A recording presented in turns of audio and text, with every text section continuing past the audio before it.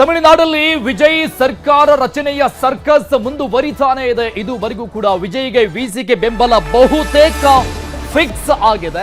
But ಅಧಿಕೃತವಾಗಿ ಆ ಒಂದು ಆದೇಶ ಅಥವಾ ನಿರ್ಧಾರ ಹೊರಬೀಳ್ತಾ ಇಲ್ಲ. ಕೆಲವೇ ಕ್ಷಣದಲ್ಲಿ ವಿಸಿಕೆ ಕಚೇರಿಗೆ ಖುದ್ದು ವಿಜಯ್ ಭೇಟಿ ಕೊಡ್ತಾ ಇದ್ದ.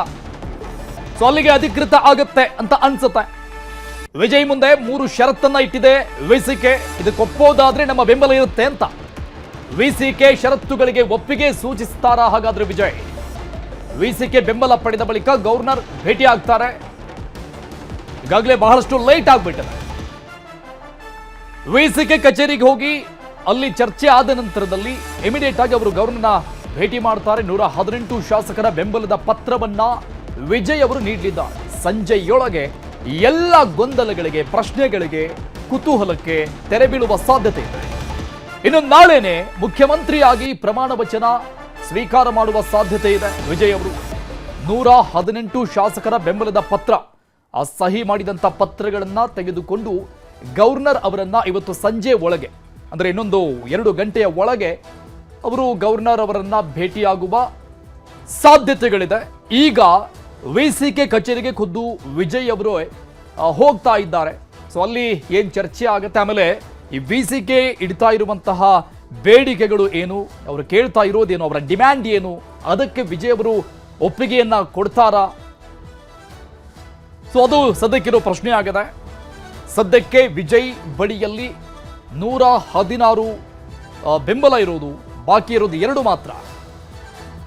ವಿಜಯ್ ಸರ್ಕಾರದಲ್ಲಿ 2 ಡಿಸಿಎಂ ಹುದ್ದೆಗಳ ಸೃಷ್ಟಿಯಾಗುವ ಸಾಧ್ಯತೆ ಕಂಡು ಬರ್ತಾ ಇದೆ.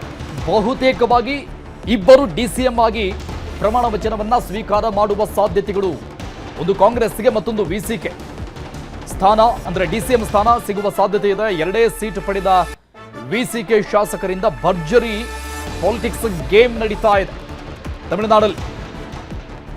ವಿಜಯ್ ಅವರು ಸಿಎಂ ಆದ್ರೆ ಕಾಂಗ್ರೆಸ್ಗೆ 1 ಸೀಟು, ಮತ್ತೊಂದು ವಿಸಿಕೆಗೆ ಡಿಸಿಎಂ ಸ್ಥಾನವನ್ನ ಕೊಡುವ ಸಾಧ್ಯತೆಗಳಿದೆ. 2 ಡಿಸಿಎಂ ಆಗಿ ಪ್ರಮಾಣ ವಚನವನ್ನ ತೆಗೆದುಕೊಳ್ಳುವ ಸಾಧ್ಯತೆಗಳಿದೆ ನಾಳೆನೆ. ಆ ರೀತಿಯ ಬೆಳವಣಿಗೆಗಳಾಗ್ತಾ ಇದೆ ಅಂತ ಹೇಳಲಾಗ್ತಾ ಇದೆ. ಯಾಕಂದ್ರೆ ವಿಸಿಕೆ ಡಿಮ್ಯಾಂಡ್ ಮೇಲೆ ಡಿಮ್ಯಾಂಡ್ಗಳನ್ನ ಇಡ್ತಾ ಇರುವಂತದ್ದು. ಸೊ ಅದಕ್ಕೆ ವಿಜಯ್ ಅವರು ಒಪ್ಪಿಗೆ ಕೊಡ್ತಾರಾ? ಕೆಲ ಹೊತ್ತಲ್ಲೇ ವಿಸಿಕೆ ಕಚೇರಿಗೆ ವಿಜಯ್ ಆಗಮಿಸ್ತಾರೆ. ಆ ಎಲ್ಲ ಪ್ರಕ್ರಿಯೆಗಳು ನಡೀತಾ ಇದೆ.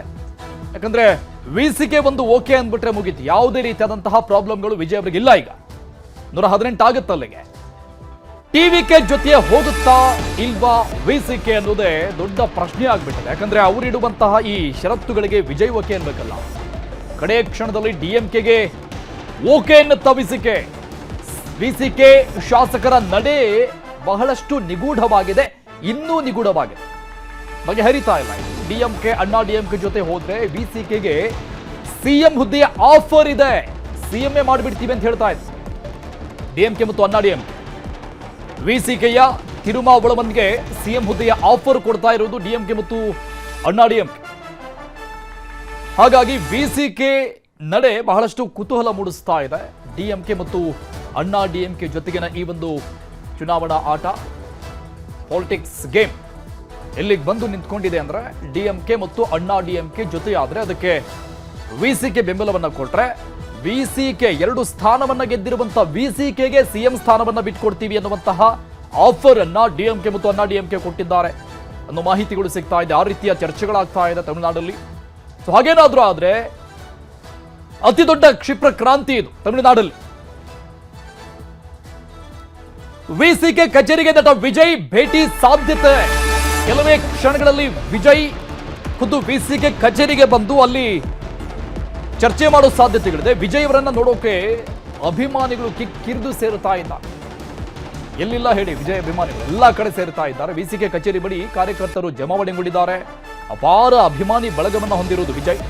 ವಿಸಿಕೆ ಕಚೇರಿಗೆ ನಟ ವಿಜಯ್ ಭೇಟಿ ಕೊಡುವಂತಹ ಸಾಧ್ಯತೆ ಹಿನ್ನೆಲೆಯಲ್ಲಿ ಅವರನ್ನ ನೋಡೋಕೆ ಅಭಿಮಾನಿಗಳು ಕಿಕ್ಕಿರಿದು ಕಾತರತೆಯಿಂದ ಕಾಯ್ತಾ ಇದ್ದಾರೆ. ವಿಸಿಕೆ ಕಚೇರಿ ಬಳಿ ಟಿವಿಕೆ ಕಾರ್ಯಕರ್ತರು ಜಮಾವಣೆ ಆಗಿರೋದು, ಸೇರಿರೋದು. ಅಲ್ಲಿ ವಿಜಯ್ ಬರ್ತಾರೆ ಅನ್ನೋ ವಿಚಾರ ಅವರಿಗೆ ಗೊತ್ತಾಗ್ತಾ ಇದ್ದಂಗೆ ಅಲ್ಲಿ ಅಪಾರ ಸಂಖ್ಯೆಯಲ್ಲಿ, ಸಾವಿರಾರು ಸಂಖ್ಯೆಯಲ್ಲಿ ಜನ ಸೇರಿದ್ದಾರೆ. ಯಾಕಂದ್ರೆ ಈಗ ಉಳಿದಿರುವಂತಹ ದಾರಿ ಅದೊಂದೇ, ವಿಸಿಕೆ ಬೆಂಬಲವನ್ನ ಪಡೆಯೋದೊಂದೇ ವಿಜಯ್ ಅವರಿಗೆ ಉಳಿದಿರುವಂತಹ ದಾರಿ. ಈ ಬಗ್ಗೆ ಡೀಟೇಲ್ಸ್ ಕೊಡ್ತಾರೆ ನಮ್ಮ ಪ್ರತಿನಿಧಿ ಕೃಷ್ಣ ಲೈವ್ ನಲ್ಲಿ ಜಾಯ್ನ್ ಆಗ್ತಾ ಇದ್ದಾರೆ. ಕೃಷ್ಣ, ನಿನ್ನೆ ಮಧ್ಯರಾತ್ರಿಯ ಒಳಗೆ ಎಲ್ಲಾ ಕುತೂಹಲಕ್ಕೆ ತೆರೆ ಬೀಳುತ್ತೆ ಅಂತ ಖುದ್ದು ಟಿವಿಕೆಯ ಒಬ್ಬ ಶಾಸಕರು ಮಾತನಾಡಿರೋದನ್ನು ನಾವು ಕೇಳಿಸ್ಕೊಂಡಿದ್ವಿ. ಬಟ್ ಆಸ್ ನೌ ಈಗಲೂ ಕೂಡ ಆ ಕ್ಯೂರಿಯಾಸಿಟಿ, ಕುತೂಹಲ, ಪ್ರಶ್ನೆಗಳು ಮುಂದುವರಿತಾನೆ ಇದೆ. ಯಾರು ಸರ್ಕಾರ ರಚನೆ ಮಾಡ್ತಾರೆ ಅನ್ನೋದೇ ದೊಡ್ಡ ಪ್ರಶ್ನೆ ಆಗ್ಬಿಟ್ಟಿದೆ. ಬಟ್ ಇದನ್ನ ಹೊರತುಪಡಿಸಿದಂಗೆ ವಿಜಯ್ ಅವರ ಬಳಿಯಲ್ಲಿ ಎಷ್ಟು ಟೈಮ್ ಇದೆ ಕೃಷ್ಣ? ಟೆಕ್ನಿಕಲಿ ಎಷ್ಟು ಟೈಮ್ ಇದೆ ವಿಜಯ್ಗೆ? ಬಹುಶಃ ಇನ್ನು 1 ವಾರಗಳ ಕಾಲ ಮಾತ್ರ ನಟ ವಿಜಯ್ ಅವರಿಗೆ ಅವಕಾಶ ಇದೆ. ಯಾಕಂದ್ರೆ ಈಗಾಗಲೇ ಗವರ್ನರ್ ಬಳಿ 2 ವಾರಗಳ ಕಾಲ ಅವಕಾಶವನ್ನ ಕೇಳಿದ್ರು. ಈಗಾಗಲೇ 3-4 ದಿನಗಳ ಕಳೆದು ಹೋಗಿದೆ. ಅವರಿಂದ ಸರ್ಕಾರ ರಚನೆ ಮಾಡುವಂತಹ ಯಾವುದೇ ಒಂದು ಸಾಧ್ಯತೆಗಳು ಕೂಡ ಇಲ್ಲ. ಯಾಕಂದ್ರೆ ಈಗಾಗಲೇ ಗವರ್ನರ್ ಬಳಿ 3 ಬಾರಿ ಭೇಟಿ ಮಾಡಿದ ಸಂದರ್ಭದಲ್ಲಿ 121 ಶಾಸಕರ ಸಂಖ್ಯೆಯ ಒಂದು ಮಾಹಿತಿಯನ್ನು ಕೂಡ ಕೊಟ್ಟಿದ್ರು, ಪತ್ರವನ್ನು ಕೂಡ ಕೊಟ್ಟಿದ್ರು. ಯಾವಾಗ ಅಲ್ಲಿ ಭೇಟಿ ಮಾಡಿ ಬಂದ್ರು, ಈಗ 3 ಶಾಸಕರು ಅಂದ್ರೆ ಮುಸ್ಲಿಂ ಲೀಗ್ ಮತ್ತೆ ಎಎಂಕೆ ಶಾಸಕರು ಇಬ್ರು 3 ಜನ ಕೂಡ ಈಗಾಗಲೇ ವಾಪಸ್ ತೆಗೆದುಕೊಂಡಿರುವಂತದ್ದು. ಈಗ ಉಳಿದಿರತಕ್ಕಂಥ ವಿಸಿಕೆ ಶಾಸಕರು ಎಲ್ಲೊಂದು ಕಡೆ ಅವರು ಬೆಂಬಲವನ್ನು ಕೊಟ್ಟಿದ್ದಾರೆ ಅನ್ನೋ ಕಾರಣಕ್ಕೋಸ್ಕರವಾಗಿ ನಟ ವಿಜಯ್ ಅವರು ಅವರ ಪಕ್ಷದಿಂದ ಈಗ ಸಲಿಕೆಯನ್ನ ಮಾಡಿದ್ರು. ಈಗ ವಿಸಿಕೆ ಶಾಸಕರು ಹಿಂದೆಟನ್ನ ಆಗ್ತಾ ಇದ್ದಾರೆ. ಅವರ ನಡುವೆ ಇದೀಗ ಸಾಕಷ್ಟು ಕುತೂಹಲ ಕೆಡೆ ಮಾಡಿಕೊಂಡಿದೆ.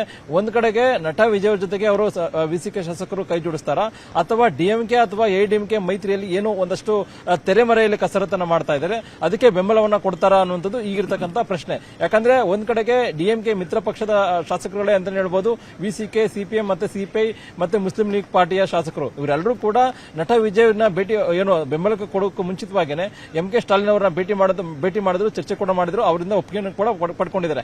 ಆದ್ರೆ ಈಗ ಪ್ರಶ್ನೆ ಆಗಿರುವಂತದ್ದು ಏನು ಅಂತಂದ್ರೆ ಅರುಣ್, ತಮಿಳುನಾಡಲ್ಲಿ ಬಹಳ ಪ್ರಮುಖವಾಗಿ ಟಿವಿಕೆ ಪಕ್ಷದ ನಾಯಕರಾಗಿರ್ತಕ್ಕಂಥ ವಿಜಯ್ ಅವರು ಸರ್ಕಾರ ರಚನೆ ಮಾಡೋದಕ್ಕೆ 118 ಮೆಂಬರ್ ಸಂಖ್ಯಾಬಲ ಬೇಕು. ಈಗ 116 ಶಾಸಕರ ಆಗಿದೆ, ಇನ್ನು ಕೇವಲ ಉಳಿದಿರ್ತಕ್ಕಂಥ 2 ಶಾಸಕರ ಸಂಖ್ಯೆ ಮಾತ್ರ ಬೇಕು. ಹಾಗಾಗಿನೇ ವಿಸಿಕೆ ಶಾಸಕರ ಬೆಂಬಲದ ನಿರೀಕ್ಷೆಯಲ್ಲಿ ವಿಜಯ್ ಅವರಿದ್ದಾರೆ. ಹಾಗಾಗಿನೇ ಬೆಳಗ್ಗೆಯಿಂದನೂ ಕೂಡ ನಟ ವಿಜಯ್ ಅವರು ವಿಸಿಕೆ ಶಾಸಕರನ್ನ, ವಿಸಿಕೆ ನಾಯಕರನ್ನ, ಪಕ್ಷದ ನಾಯಕರನ್ನ ಭೇಟಿ ಮಾಡಬೇಕಾಗಿತ್ತು. ಆದ್ರೆ ಅವರು ಒಂದಷ್ಟು ಬದಲಾವಣೆಗಳನ್ನ, ನಿರ್ಧಾರಗಳನ್ನ ಚೇಂಜ್ ಮಾಡ್ತಾ ಇದ್ದಾರೆ. ಬೆಳಗ್ಗೆ 10 ಗಂಟೆಗೆ ಸುದ್ದಿಗೋಷ್ಠಿನ ಮಾಡಿದ್ರು, ಮಾಡ್ಬೇಕು ಅನ್ಕೊಂಡಿದ್ರು, ಮತ್ತೆ ಅದು ಸುದ್ದಿಗೋಷ್ಠಿಯನ್ನು ಮುಂದೂಡಿಕೆ ಮಾಡಿದ್ರು. ಈಗ ಸಂಜೆ 4 ಗಂಟೆಗೆ ಅಂತಿದ್ದಾರೆ. ಆದ್ರೆ ಸ್ಪಷ್ಟವಾದಂತಹ ಒಂದು ಖಚಿತತೆ ಇಲ್ಲ.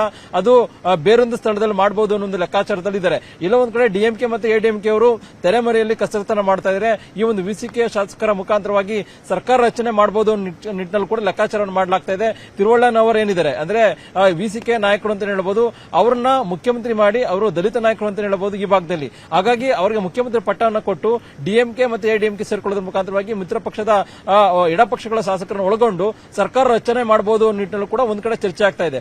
ಹಾಗಾಗಿನೇ ಒಂದ್ ರೀತಿ ಎಡಿಎಂಕೆ ಮತ್ತೆ ಡಿಎಂಕೆ ಜೊತೆ ಹೋದ್ರೆ ಸಿಎಂ ಸ್ಥಾನ ಕೊಡಬಹುದು ಅನ್ನೋ ಚರ್ಚೆ ಕೂಡ ಒಂದ್ ಕಡೆ ರಾಜ್ಯಕ್ಕೆ ಉಳಿದಲ್ಲಿ ಚರ್ಚೆ ಆಗ್ತಾ ಇದ್ರೆ, ಮತ್ತೊಂದ್ ಕಡೆ ಡಿಸಿಎಂ ಹುದ್ದೆಯನ್ನ ಎಲ್ಲೊಂದ್ ಕಡೆ ನಟ ವಿಜಯ್ ಅವರ ಜೊತೆ ಹೋದ್ರೆ ಕೊಡಬಹುದು ಅನ್ನೋದು ಕೂಡ ಚರ್ಚೆ ಆಗ್ತಾ ಇದೆ. ಇದೆಲ್ಲದರ ನಡುವೆ ವಿಸಿಕೆ ಪಕ್ಷದ ಮುಖಂಡರುಗಳು ಕೂಡ ಚರ್ಚೆ ಮಾಡ್ತಾ ಇರುವಂತದ್ದು, ನೀವು ಒಂದು ಒಳ್ಳೆಯ ನಿರ್ಧಾರವನ್ನ ಮಾಡಿ ಅನ್ನುವ ಮಾತನ್ನ ತಿರುವಳ್ಳನವರಿಗೆ ಹೇಳ್ತಾ ಇದ್ದಾರೆ. ಹಾಗಾಗಿನೇ ಈಗ ಸಸ್ಪೆನ್ಸ್ ಮೂಡಿರುವಂತದ್ದು ವಿಸಿಕೆ ಶಾಸಕರ ನಡೆ ಏನಿರುತ್ತೆ ಅನ್ನುವಂಥದ್ದು. ಈಗ ಮೂಲಗಳ ಪ್ರಕಾರವಾಗಿ ಟಿವಿಕೆ ಪಕ್ಷದ ಶಾಸಕ ನಾಯಕರಾಗಿರತಕ್ಕಂಥ ವಿಜಯ್ ಅವರಿಗೆ ಅಧಿಕೃತವಾಗಿ ವಿಸಿಕೆ ಶಾಸಕರು ಬೆಂಬಲ ಕೊಡುವಂತಹ ಒಂದು ಸಾಧ್ಯತೆ ದಟ್ಟವಾಗಿದೆ ಅನ್ನೋದು ಕೂಡ ಹೇಳಲಾಗ್ತಾ ಇದೆ. ಆದರೆ ಬೆಂಬಲ ಕೊಟ್ಟದೇ ಆದಲ್ಲಿ ಇಷ್ಟು ದಿನಗಳ ಕಾಲ ಅವಕಾಶವನ್ನ ಕೇಳ್ತಿದ್ರಾ, ಇಷ್ಟು ದಿನಗಳ ಕಾಲ ಯಾಕೆ ಅವಕಾಶವನ್ನ ಇದು ಟೈಮ್ ಇಟ್ಕೊಂಡ್ರು ಅನ್ನುವಂಥದ್ದು ಸಹಜವಾಗಿ ಪ್ರಶ್ನೆ ಮಾಡಿರುವಂತದ್ದು. ಹಾಗಾಗಿನೇ ಈಗ ವಿಸಿಕೆಯ ನಾಯಕರು ಮತ್ತು ಶಾಸಕರು ಈಗ ತೆರೆಮರೆಯಲ್ಲಿ ಆಟ ಆಡ್ತಾ ಇದ್ದಾರೆ.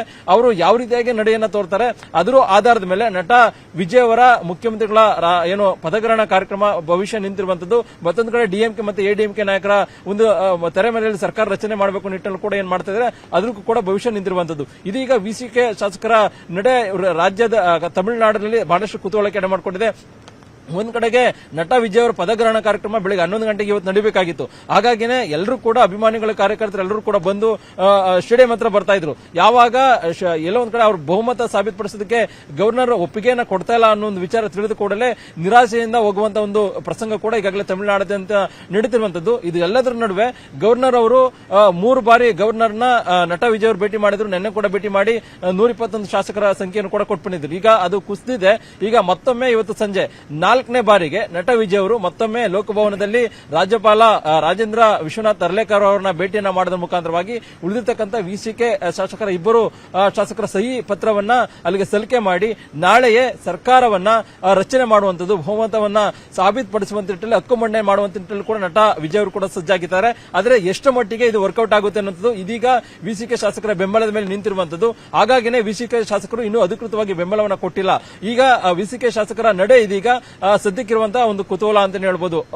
ಅರುಣ್, ಓಕೆ ಕೃಷ್ಣ, ಈಗ ತಿರುಚಿ ಮತ್ತು ಪೆರಂಬೂರು ಎರಡು ಕಡೆ ವಿಜಯ್ ಅವರು ಗೆಲುವನ್ನ ಸಾಧಿಸಿರುವುದು. ಅವರು ತಿರುಚಿಗೆ ರಿಸೈನ್ ಮಾಡೋಕೆ ರೆಡಿ ಇದ್ದಾರೆ, ಯಾಕಂದ್ರೆ ಎರಡು ಕ್ಷೇತ್ರದಲ್ಲಿ ಒಂದನ್ನು ರಿಸೈನ್ ಮಾಡಬೇಕು. ಆದ್ರೆ ವಿಸಿಗೆ ಡಿಮ್ಯಾಂಡ್ ನೋಡ್ತಾ ಇದೀವಿ, ನಮಗೆ ಪೆರಂಬೂರೇ ಬಿಟ್ಕೊಡಿ ಅಂತ ಕೇಳ್ತಾ ಇದ್ದಾರೆ ಒಂದು. ಆಮೇಲೆ DCM ಹುದ್ದೆ ಬೇಕೇ ಬೇಕು ಅನ್ನುವಂಥ ಪ್ರಬಲ ಷರತ್ತನ್ನು ಹಾಕಿದ್ದಾರೆ.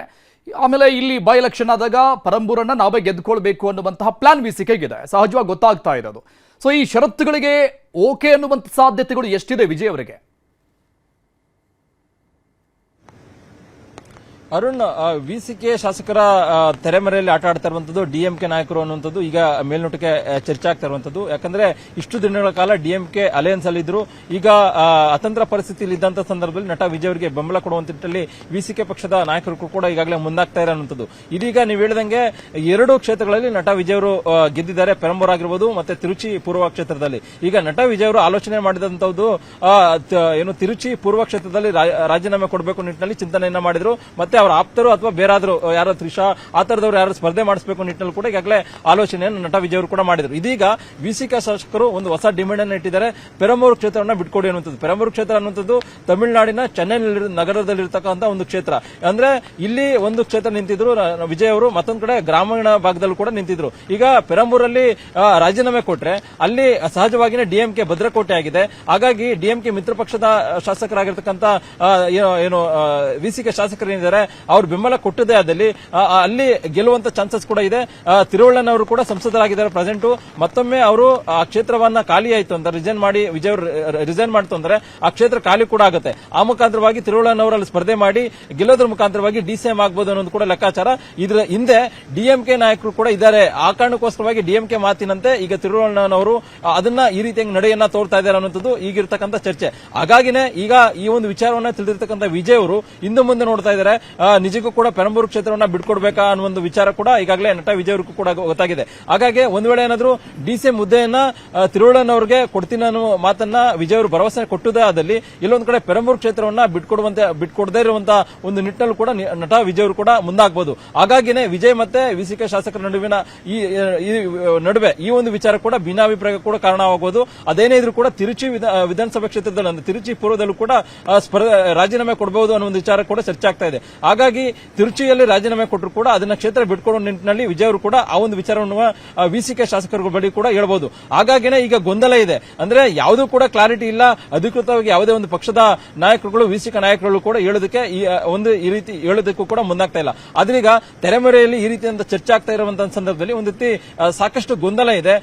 ನಟ ವಿಜಯ್ ಅವರು ವಿಸಿಕೆ ಶಾಸಕರಿಗೆ ಇಬ್ಬರು ಶಾಸಕರು ಕೂಡ ಬೆಂಬಲ ಕೊಟ್ಟಿದ್ದೇ ಆದಲ್ಲಿ ಇವತ್ತು ಸಂಜೆ ಗವರ್ನರ್ನ ಭೇಟಿ ಮಾಡಿ ಎಲ್ಲೊಂದ್ ಕಡೆ ಸರ್ಕಾರ ರಚನೆ ಮಾಡುವಂತ ನಿಟ್ಟಿನಲ್ಲಿ ಕೊನೆಯ 4ನೇ ಬಾರಿ ಭೇಟಿ ಮಾಡೋದ್ರ ಮುಖಾಂತರವಾಗಿ ಹಕ್ಕು ಮಂಡನೆ ಮಾಡುವಂತ ಸಾಧ್ಯತೆ ಇದೆ. ಯಾಕಂದ್ರೆ ಅರುಣ್ ಇನ್ನೇನು ಟೈಮ್ ಇಲ್ಲ, ಸೋಮವಾರದ ಒಳಗಡೆ ಗವರ್ನರ್ ಏನ್ ಬೇಕಾದ್ರೂ ತೀರ್ಮಾನ ತೆಗೆದುಕೊಳ್ಬಹುದು ಅನ್ನೋ ಚರ್ಚೆ ಕೂಡ ನಡೀತಾ ಇದೆ. ಒಂದ್ ಕಡೆಗೆ ರಾಜಕೀಯ ಪಕ್ಷಗಳ ನಾಯಕರು ಆಡ್ತಾ ಇರುವಂತದ್ದೇ ರಾಷ್ಟ್ರಪತಿ ಆಳ್ವಿಕೆಯನ್ನ ತರಬೇಕು ಅನ್ನೋ ನಿಟ್ಟಿನಲ್ಲಿ ಈ ರೀತಿಯಾದಂತಹ ಒಂದಷ್ಟು ಬೆಳವಣಿಗೆಗಳು ಆಗ್ತಿದೆ ಅನ್ನೋ ಮಾತನ್ನ ನೇರವಾಗಿ ಪ್ರತಿಪಕ್ಷಗಳು ಆಪಾದನೆಯನ್ನ ಮಾಡ್ತಾ ಇದ್ದಾರೆ. ಅದಕ್ಕೆ ಪೂರಕವಾಗಿ ಏನಾದ್ರು ಆಯ್ತು ಅಂತಂದ್ರೆ ಅದು ಗವರ್ನರ್ ಅವರು ಅಂತಿಮವಾಗಿ ಮಧ್ಯಪ್ರವೇಶ ಮಾಡಿ ಅದನ್ನ ರಾಷ್ಟ್ರಪತಿಗಳು ಕಳಿಸಬಹುದು.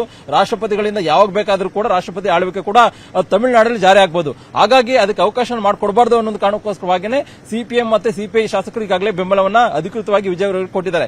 ಆದ್ರೆ ಈಗಿರ್ತಕ್ಕಂಥ ಪ್ರಶ್ನೆ ಏನು ಅಂತಂದ್ರೆ ವಿಸಿಕೆ ಶಾಸಕರ ನಡೆ ಏನು ಅನ್ನುವಂಥದ್ದು. ವಿಸಿಕೆ ಶಾಸಕರ ಡಿಮ್ಯಾಂಡ್ಗೆ ಒಪ್ಕೊಂಡು ಅಂತಿಮವಾಗಿ ಏನಾದ್ರು ವಿಜಯ್ ಅವರು ಏನಾದ್ರು ಒಪ್ಕೊಂತು ಅಂತಂದ್ರೆ ವಿಸಿಕೆ ಶಾಸಕರು ಬಹುತೇಕವಾಗಿ ಅವರಿಗೆ ಬೆಂಬಲ ಕೊಡುವಂತಹ ಸಾಧ್ಯತೆ ಇದೆ. ಆದ್ರೀಗ ತೆರೆಮರೆಯಲ್ಲಿ DMK ಮತ್ತೆ AIDMK ಅವರು ಕೂಡ ತೆರೆಮರೆಯಲ್ಲಿ ಆಟ ಆಡ್ತಾ ಇರ್ತಕ್ಕಂಥ ಒಂದು ಸಂದರ್ಭದಲ್ಲಿ ಅವರು ಕೂಡ ಅಂದ್ರೆ ವಿಜಯ್ ಅವರಿಗೆ ಬೆಂಬಲವನ್ನು ಕೊಡಬೇಕಾ ಅಥವಾ ಇವ್ರ ಜೊತೆಗೆ ಹೋಗ್ಬೇಕಾ ಅನ್ನೋ ಒಂದು ಇಕ್ಕಟ್ಟಿಗೆ ಇದೀಗ ಅವರು ವಿಸಿಕೆ ಶಾಸಕರು ಸಿಲುಕಿರ್ತಕ್ಕಂಥ ಒಂದು ಸಂದರ್ಭದಲ್ಲಿ ಏನ್ ಬೇಕಾದ್ರೂ ಅವರು DMK ಅಥವಾ AIDMK ಕಡೆ ಬರ್ಬೋದು ಅಥವಾ ವಿಸಿಕೆ ಶಾಸಕರು ನಟ ವಿಜಯ್ ಅವ್ರ ಜೊತೆಗೂ ಕೂಡ ಹೋಗಬಹುದು ಅನ್ನೋ ಚರ್ಚೆ ಕೂಡ ನಡೀತಿರ್ತಕ್ಕಂಥ ಒಂದು ಸಂದರ್ಭದಲ್ಲಿ ಸಂಜೆ ಒಳಗಡೆ ವಿಸಿಕೆ ಶಾಸಕರು ಯಾವ ರೀತಿಯ ನಡೆಯನ್ನು ತೋರ್ತಾರೆ ಅನ್ನೋದು ಈಗಿರ್ತಕ್ಕಂಥ ಕುತೂಹಲ. Arun, thank you Krishna ಡೀಟೇಲ್ಸ್ಗೆ.